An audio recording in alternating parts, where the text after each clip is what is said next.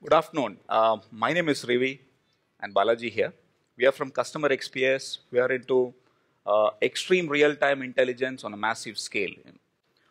We have some of the world's largest banks running on this, wherein we interpret each of the millions of transactions happening in a bank in real time. When we say real time, we are talking about a second or shorter than that.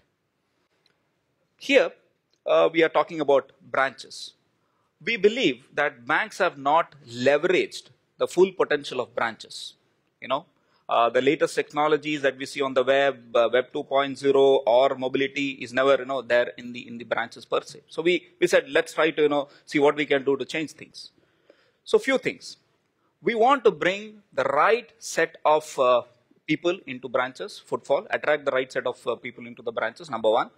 We should be able to predict that this customer is coming into the branch so that we can reconfigure our sales effort into that particular customer, in real time.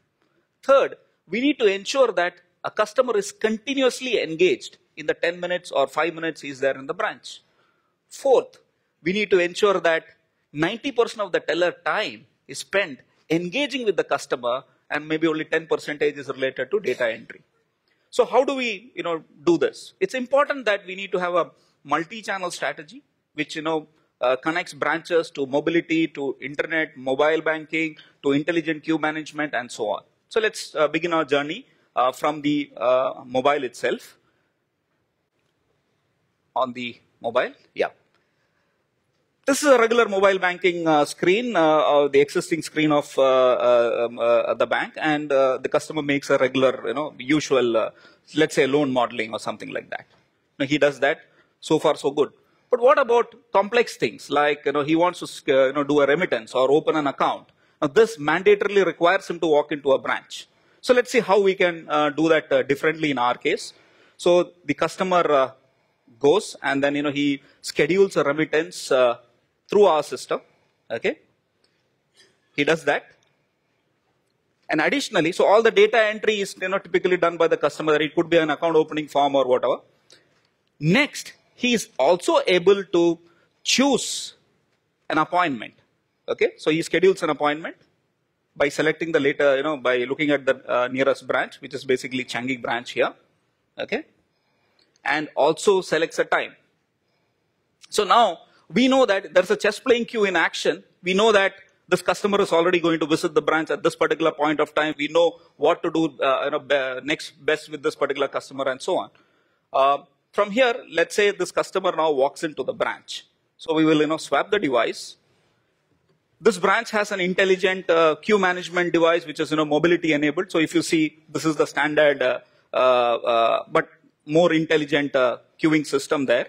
So here the customer walks in and authenticates himself by swiping his card. Okay. So once he does that, whatever was his status of the transaction that he tried to initiate, the latest status is available there at the kiosk itself. Here, he has scheduled the remittance. If he wants, he can, update it or, fill in the missing data and or, schedule other purchases and other transactions, all at the kiosk itself, at the token vending tab. And he, decides to proceed forward and decides to print a token. At this point of time, the chess playing queue is also waking up and using, and data analytics, real-time data analytics. We are also saying, hey, this guy had done a loan modeling on internet banking or mobile banking. So maybe he's interested in a home loan product. So let's try to figure out who is the best person in the bank who could do that, and has, allocated Rachel, who is an expert in doing that, offering this particular product. So he takes the token and he continues. I would like you to switch to the, switch. So this is Rachel's screen, which is her existing core banking product. There is nothing changed, but we have our smart agent sitting there. So can you switch to the mobile? Okay.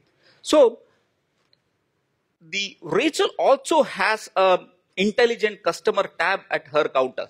Okay, This is to ensure that the customer is continuously engaged during the entire interaction. Now, all these devices are syncing over the air. So let's see how the syncing works. You could switch over to the. So she, acquires this customer again using the tablet, announces the token, okay, and she gets all the information available for this particular customer inside the screen of whatever product she is working. Here she was, actually is actually on the core banking screen. So it's business as usual for her, but all the intuitive intelligence is already available there. So let's see what the customer sees on the customer's tablet. Switch over. So here he has to authenticate himself. Token is there. So he will, swipe his card using the, again, there are multiple ways to get this thing done. And here, he has a full layout available to him. So, he can check his balances, he can check his, transactions. We can do cross-sell, upsell during the entire interaction that happens. Okay. He has a screen.